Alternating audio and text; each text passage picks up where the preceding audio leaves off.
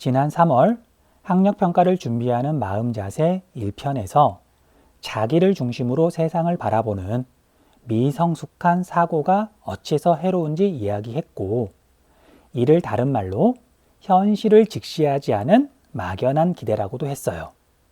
그래서 미성숙한 사고, 막연한 기대를 경계하고 학력평가를 비롯한 우리가 치러야만 하는 시험에 대해서 제대로 알고 또 자기 자신을 있는 그대로 인정하는 성숙한 사고를 한다면 3월 학력평가를 무사히 치르는 건 물론이고 수학능력시험에서도 좋은 결과를 얻을 수 있어요.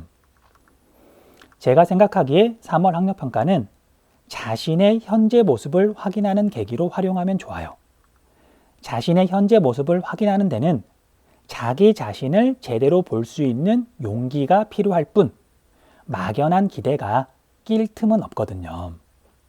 그리고 2학년 마지막 학력평가를 치른 뒤 꽤 많은 시간이 지난 까닭에 3월 학력평가 결과를 정확하게 예측하는 건 원래 어려우니까 설령 예측한 것과 실제 결과가 크게 다르더라도 실망할 이유는 조금도 없어요. 그래서 지난 시간에 3월 학력평가는 굳이 목표를 세울 필요가 없다라고 한 거예요. 다만 3월 학력평가를 치르기 일주일 전쯤에는 시험 결과가 어찌 될지 예측은 꼭 해봐야 해요. 자신이 겨울방학을 어떻게 보냈는지를 돌아보고 이와 더불어 다른 친구들은 이 시간을 어떻게 보냈는지 살펴야만 이를 바탕으로 시험 결과를 예측할 수 있어요. 지난 시간에 말한 2학년 마지막 학력평가에서 국수영 평균 5등급을 맞은 학생이 보기에 자기가 다른 학생보다 좀 더 알차게 겨울방학을 보냈다면 4등급 또는 3등급 정도를 예측할 테고, 그 반대라면 5등급 또는 그보다 낮은 등급이 나올 걸로 볼 테죠. 그런데 3월 학력평가 성적을 예측하는 건 몹시 어렵기에 얼마쯤 오차가 생길 수밖에 없어요. 이때 중요한 건 이 오차 또한 그대로를 인정하고 앞으로 치를 시험에서 이 오차를 어떻게 하면 줄일 수 있을지 궁리하는 거예요. 자신이 실제로 공부한 모습을 제대로 돌아보지 못했거나 다른 친구들을 있는 그대로 살피지 못한 게 가장 큰 원인일 테죠. 3월 24일에 학력평가를 치르고서 한 달이 채 지나지 않은 4월 13일에 또다시 학력평가가 있고, 그로부터 2달쯤 지난 6월 9일에는 평가원 모의고사를 봐요. 3월 학력평가에서는 예측과 결과 사이의 오차가 좀 크게 나더라도 4월 학력평가와 6월 모의고사에서는 그 차이가 줄어야 하고 7월, 9월, 10월을 지나 수학능력시험에서는 예측과 실제 결과가 거의 일치해야 해요.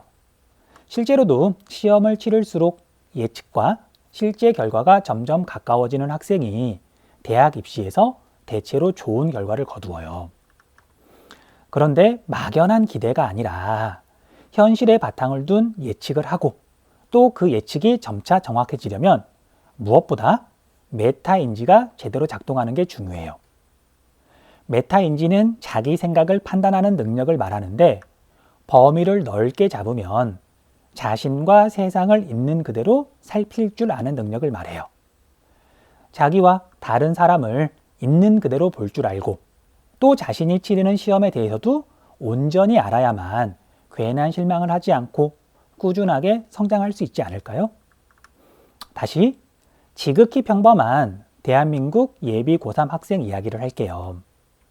그 학생의 메타인지가 제대로 작동한다면 3월 학력평가에서는 2학년 마지막 학력평가와 마찬가지로 평균 5등급 정도가 나올 거로 예측할 거예요.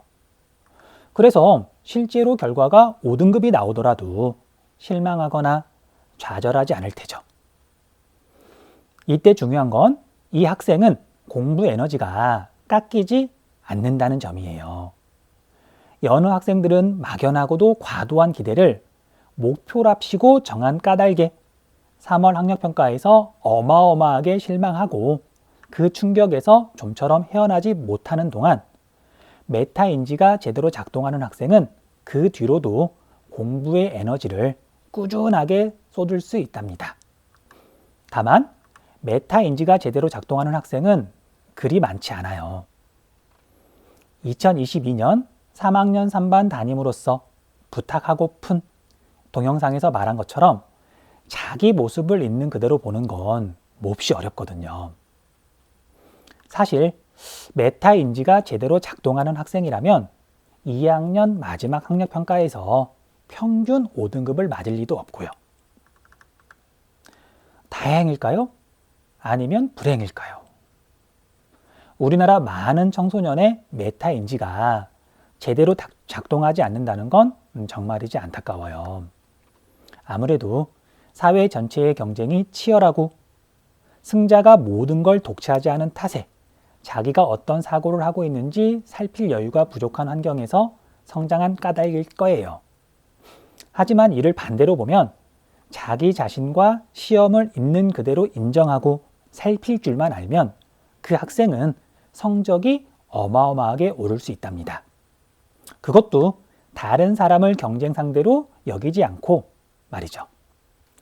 다른 사람이 잘못된 목표를 세우고서 괜히 실망하고 스스로 지쳐가는 동안 묵묵히 자기 공부만 하면 되기에 메타인지가 발달한 학생은 스트레스도 훨씬 적게 받아요.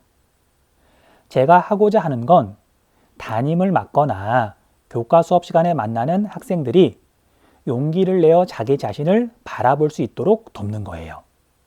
교사로서, 인생 선배로서, 그리고 어른으로서 어린 학생들이 자신과 세상을 바로 보고 올바르게 성장할 수 있도록 돕는 게 제가 할 일이 아닌가 싶어요.